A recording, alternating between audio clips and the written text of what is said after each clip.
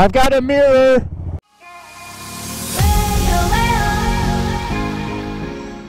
If you guys don't know Z Garage, which would be crazy because they're awesome, this is Justin's Z125. He's got the Thailand headlight. And here's the headlight I was talking about. Pretty cool. He's got the built flush turn signals there. He did those himself. It's pretty sweet.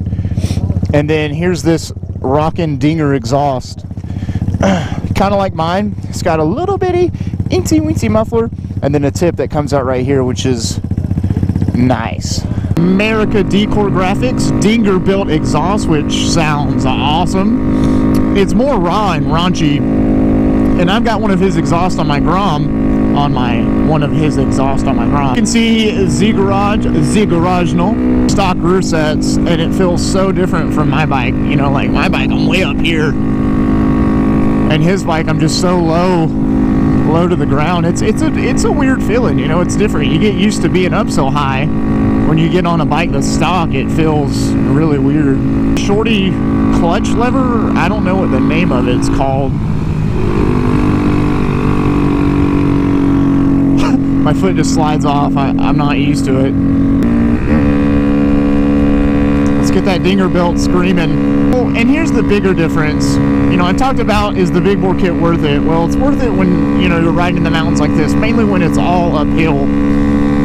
And if you watch some of my videos with the Z on Blood with the big bore, I'm really effortlessly climbing this mountain. With the stock bore, it's a little hard, but I mean, it gets the job done. All about being a better rider and learning how to go faster. You know, not fast, but faster than what your skill set level's at, you know.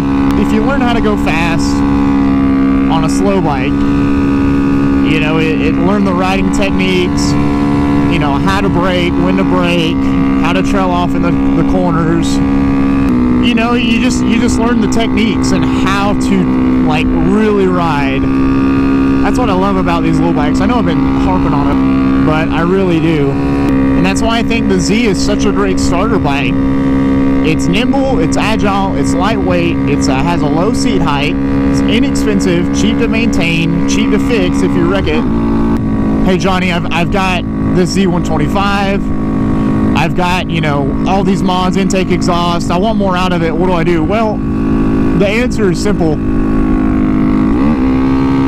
And you probably know what I'm going to say. It's going to be go big bore. Look at that, that is flying right there. That's the power difference. That's what I'm talking about with a big bore to a stock bore. So that's the first ride impression review of Z Garage's Thai spec Z125. Wow. Yeah, it's crazy, right? It's different. Like third gear is all usable. Like low end is there. Yep. High end is like it's way up there. Run it wide open. Oh God. As fast as you can. Am I still recording? Yes, sir. So Kyle Z125 got this pick 'em up cage, got a rear brake, and then the clutch with this thingy.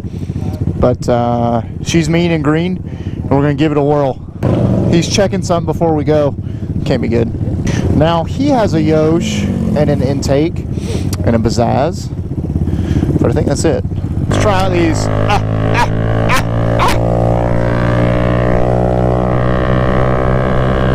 Oh my gosh! This cage, I tell you what, it weighs it down. Sub cage. So this is Kyle Z125. The cage, you can feel the weight. It's the craziest thing. But yeah, the cage, it feels really weird. It feels like a big old sloppy tail. There we go. Why don't we just ride like this, you know? Stock suspension with this cage and weight is squishy. Oh, I forgot about the rear brake. This is kind of cool.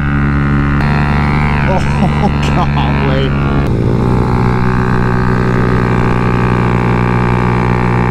Yeah, it's stock 125, intake, exhaust, bolt-on, Bazaz, fuel controller. It just happens to have a heavy back end with the sub cage and, you know, a shorter clutch and a rear brake, which is kind of cool.